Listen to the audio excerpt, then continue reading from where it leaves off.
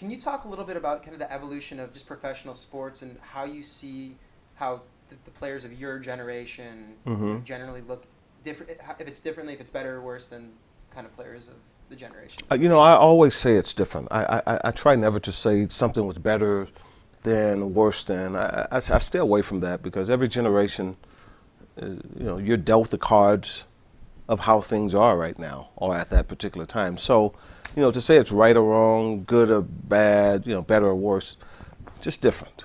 Just different, you know. In what way? Well, now, there's so much coverage now, 24 hours news, the internet. Young players are constantly ranked. They're constantly looking on the internet to see where they're ranked and see where other players, as opposed to growing up during a time where coaches basically told you every year you just had to get better. And you just had to get better every year. And you didn't know what, you know, growing up in Louisiana, look, the closest I ever knew anything about Michigan was I knew somebody that went to Detroit one time, you know. I didn't know any other high school players. I didn't know what they were doing. I didn't know who were the best players. I had never heard of them.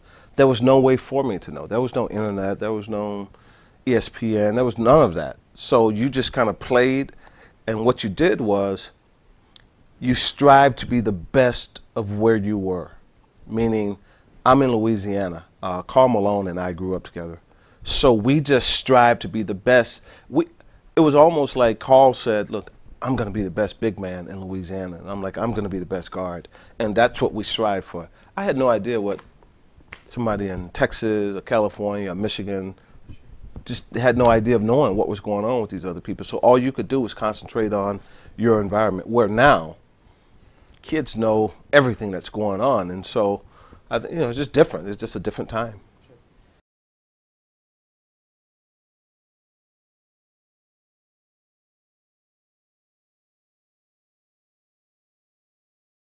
Coming from a smaller school, McNeese State, can you talk a little bit about the challenges, or I like to call it the quest for legitimacy?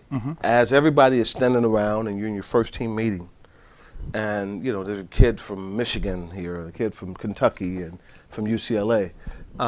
You coming from a small school, you look around the room and you're constantly thinking to yourself, nobody is questioning whether those guys belong here or not.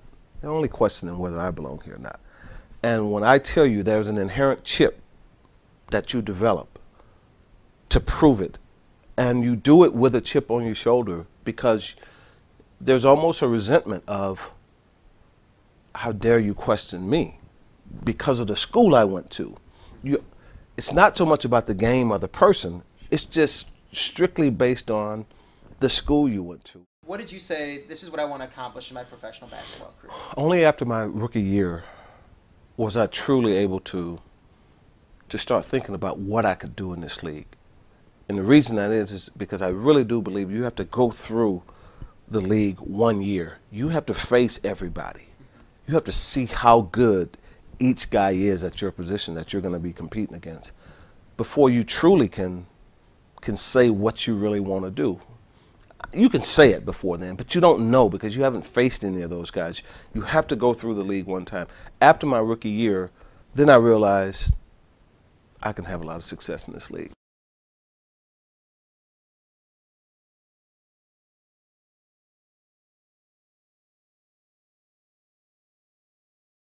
Early on in my career, just how hard it was to be a world champion. Almost took it for granted. That was a mistake. You know, we lost some heartbreakers to the Celtics.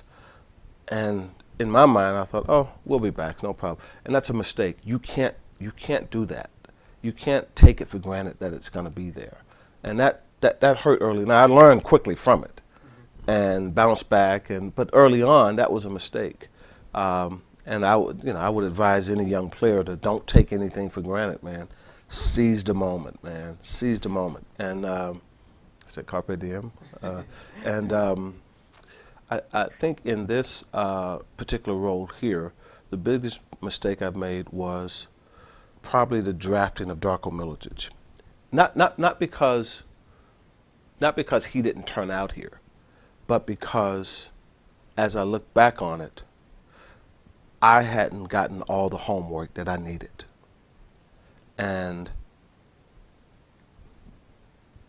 I didn't request all the information from all of my scouts, and I didn't get it. And if I would have dug a little bit deeper, I probably would have found some of the issues that came up, but I didn't. And I learned from that. Not forget on the court once he got here. Just before, I didn't have all the background information that I should have had, and that was my fault. You know, my scouts come back and say, "Oh man, we messed up. We should have." No, it's my fault. I should have demanded that kind of information, and I didn't. And ever since then, I have. Ever since then, I have. So I probably learned more from that exercise than anything else I can remember in this seat. Talk about the process of going from having to hang the shoes up and retiring. What was the most difficult part for you in that decision? Nothing. Zero. There was nothing difficult about retiring for me. Absolutely nothing. And I'll tell you something. First of all, as a young athlete, I saw older athletes, whether it be boxing or football players or basketball players. I saw guys who stayed too long. You see boxers stay too long, you see. And I remember as a young athlete looking at that saying, never. I'm never going to put myself in that situation. So I was always cognizant of that. So when I got to 14 years, going into my 14th year, I knew, okay, this is it. I'm going to dedicate myself to having a really good year this year because this is my last year and I don't want to let down. So I threw everything into that last year to have a good year at 36 years old. I could walk away because, I can kind of compartmentalize things. That was my career. Now, this is, I throw everything I have into this, and my focus was become a world champion in this part of your life. That's over. I don't want to relive it. I'm not one of these guys that sit around and talk about, oh man, when we played, and I remember playing the Lakers and Jordan. I'd never sit around and talk about it. And somebody can ask me about it. Sure. You can come in and ask me about it, and I'll talk about it, and I don't have a problem talking about it. But in terms of me sitting around reliving it, no, it was over. I wrapped it up. I put a bow on it. Man, that was great. Now, you know what? Try to become a world champion. Try to become elite. Try to become great at this. And when I stop doing this, I'll put a bow on it, and I'll move on to the next thing. But I had no problems retiring.